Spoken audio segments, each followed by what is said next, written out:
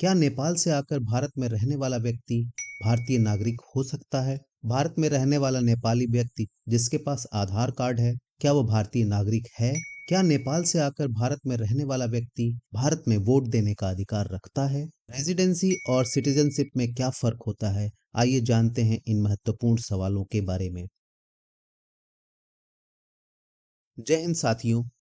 6th century BC के जोरास्ट्रियंस जो गुजरात में आकर पारसी हो गए और भारत के समाज का एक हिस्सा हो गए, या फिर वर्ल्ड वार सेकेंड के यूरोपियन रिफ्यूजी हों, या फिर 1983 से 2000 के बीच में चला श्रीलंकन सिविल वार, वहां से आए हुए लोग, ऐसे बहुत सी परिस्थितियां हैं जब दूसरे देशों के लोग भारत में आकर रहने लगे, पढ़ने लगे और काम धंधे करने लगे। कुछ लोग वापस चले गए, लेकिन ज्यादातर लोग यहीं रह गए। यहाँ आने वाले लोगों को जब यहाँ रहते रहते कुछ समय बीत जाता है और जब वह थोड़े कंफर्टेबल हो जाते हैं तो उनके दिमाग में कुछ बातें आने लगती, जो कि स्वाभाविक है, जिससे कि वे भारत में भारतीय सरकार से मिलने वाली सुविधाओं का ज्यादा से ज्यादा लाभ उठा सकें। ऐसे में निवास प्रमाण पत्र, voter card, ration card, bank account, PAN card, Aadhaar card जैसी चीजों के बारे में उनका दिमाग सोचना शुरू कर देता है। आइए एक एक कर इन बातों को समझने की कोशिश करते हैं, जिससे कि आप सही तरीके से अपने और भारत देश के हित के बारे में सोच सकें। यदि आप भारत में रह रहे हैं तो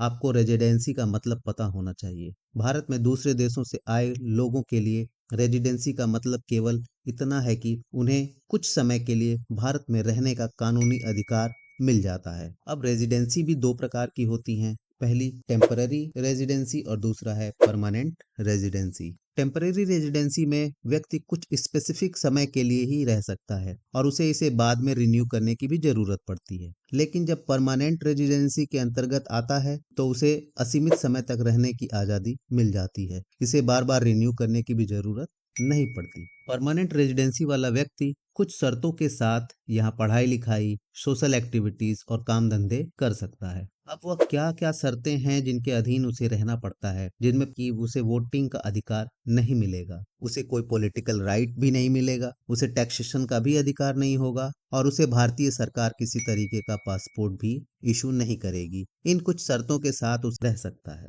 आइए अब ये जानने की कोशिश करते हैं कि रेजिडेंसी और सिटीजनशिप में क्या अंतर है। तो रेजिडेंसी के बारे में तो हमने जान लिया, अब सिटीजनशिप के बारे में भी थोड़ा समझ लेते हैं। यह आपको कानूनी अधिकार देता है कि आप इस देश के एक सम्मानित नागरिक के रूप में रह सकते हैं और देश की प्रत्येक व्यवस्था और सुविधाओं का लाभ और हिस्सेदार बन सकते हैं। यह आपको बाय बर्थ मिलती है, या तो फिर आपके पेरेंट यहाँ रहते हो, आपके माता पिता यहाँ रहते हो, भले से आपका जन्म किसी दूसरी जगह पे हुआ हो। नेचुरलाइजेशन एक ऐसा प्रोसेस है जिसमें बाहर से आए हुए लोग या किसी दूसरे देश से आए हुए लोग कुछ शर्तों के आधार पर भारतीय नागरिकता प्राप्त करते हैं। उन्हें वोटिंग का अधिकार भी मिलता है, पॉलिटिकल पार्टिसिपेशन का भी अधिकार मिलता है, वो भारत में रह के भारत की टैक्स प्रणाली का भी लुत्फ उठा सकते हैं और उन्हें अन्य देशों में घूमने के लिए पासपोर्ट की भी सुविधा भारतीय सरकार इशू करती है। इसका मतलब है कि केवल यहाँ रहने से ही वोटिंग, पॉलिटिकल राइट्स, टैक्सेशन और अन्य सुविधाओं का लाभ नहीं मिलता। तो ये बात भी लोगों के दिमाग में आती है कि क्या आधार होने से यह सुविधाएं मिल सकती हैं? तो आपको ये जानकारी होनी चाहिए कि आधार केवल एक निवास सर्टिफिकेट है, एक डॉक्यूमेंट है जो ये प्रमाणित करता है कि आप भारत के एक हिस्से में किसी एक जगह पर